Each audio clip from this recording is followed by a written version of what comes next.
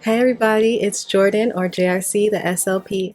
I just want to come on and really just talk about my takeaways from SLP Summit and what a great experience it was, and the good and the bad, the ups and the downs. So here we go. So for those of you who are not familiar with SLP Summit, it is this huge virtual free conference put on by SLP Toolkit and SLP Now.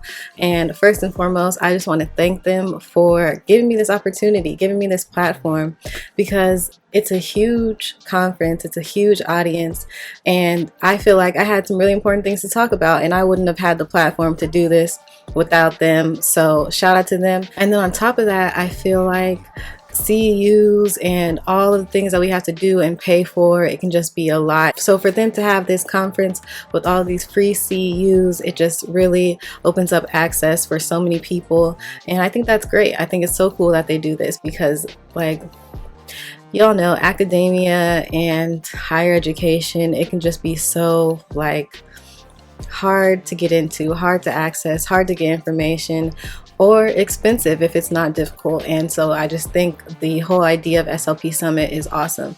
And I also want to add that usually for you to be able to offer CEUs, you have to go through such a long process or be attached to a university, and I am not and didn't want to do either of those. So I'm just grateful for the opportunity to share my knowledge and give other people the chance to learn from what I know and to learn from other people, because the other presentations were also awesome. I know off the top of my head that Wes is offering his replay for sale, and so am I, so check those out on both of our sites. So starting with the audience, like I said, the reach for this presentation was huge. There was over 20,000 people registered for my course, and let me say that I was extremely nervous. For those who don't know, I only graduated from my grad program in 2019. So although I am true to this, I am also new to this, and it was an experience. I was very nervous. I had a quick meditation before my presentation, and Sarah and Lisa were so cool and so smooth and so easy to talk to. But again, I was very nervous. It was not my first presentation, but definitely the first one of that stature. And I just feel like I said, the information that I had to share was a lot, and I had a lot to get through in 1 hour. So that was tough too. But even when I tried to take stuff out, there was nothing I could take out, because it all goes together. You need to understand one thing to understand the other. And so I just had a lot to give, which is why also I wanted to offer the presentation as a resale, because I did give out so much information in that tiny hour time frame. Even if I wasn't the one presenting, I would want to be able to go back and refer to it. So it was a lot. It was nerve-wracking, but I'm again grateful to be able to reach that many people with what I feel is a very important message.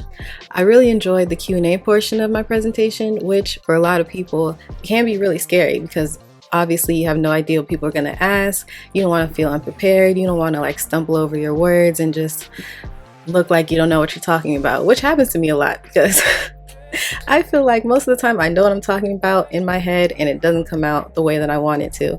So that can be really scary. But I did actually really enjoy that part, and just being able to interact with people as much as I could in that virtual space. And I feel like I could help people answer their specific questions.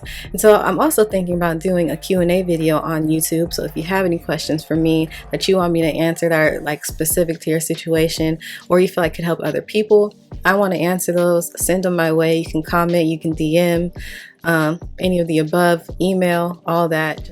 I also feel like people learn more and are more engaged when they hear the questions that are being asked, or if you're asking a personal question, it's easier for people to follow along with that than to just follow along with a presentation you're in school, you're in class. That's not my favorite thing to do either. And like I said, I just had a lot of information to give that I felt was necessary. I couldn't leave anything out, so I try to give a lot. But I would love to do more interactive sessions with people, or maybe even have just a 30-minute Q&A once a month, just so that we can have these discussions and I can share what I would do in your situations, and you can share what you would do in yours and what you've done in the past, and really just open these discussions for the entirety of the field, because they need to be had. And even when I am answering questions, I learn so much about the way that other people think and the way that other people are processing these situations, what other people are going through. It also makes me think. It makes me challenge myself. It makes me go back and think, I don't know enough about that. Let me go read about it so I'm prepared next time. Because one thing about me is, if I make a mistake, I will not make the same mistake again. Now, feedback. I definitely had majority positive feedback. I had a lot of great feedback. I had so many people, even like outside of the comments, like email me, DM me, reach out to me and tell me how thankful they were for this presentation and how necessary it was and how they learned so much and how it made them rethink the things that they're doing in their practice. And that is exactly what I want. It's exactly what I wanted to happen. But I also knew that, I may have ruffled some feathers. I know that I ruffled some feathers, and that's fine. But I think reading people's feedback was very interesting. And I haven't gone through my feedback since like the first day I got it, but it was definitely very interesting. And I think I should go through it now. What do you think? Okay, let's do it. I think it'll be fun. Let's see what we got here.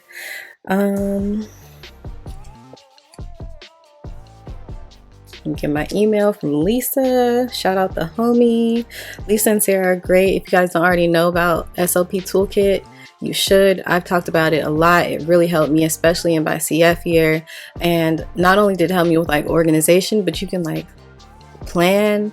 They have goals. They have activities. You can schedule things on there. It's a lot. It's a lot of stuff you can do. So definitely check it out. Great site, great app. I think I found it. I mean, my overall satisfaction for my presentation was a 4.6 out of 5, I'm assuming. So honestly, I have no complaints. I'm not going to read the good feedback because I feel like that's arrogant, but I will read the bad. So here we go. This is one that I've seen already. Somebody said, again, it's not the first time apparently. Again, I felt very offended and targeted through this course. I cannot help that 92% of SLPs are white. Politics need to stay out of SLP. Now, you already know that I personally feel you cannot keep SLP out of politics. Everything we do is political. I, as a human being, as a Black woman, my existence is political. You can't take politics out of anything. Politics are in everything.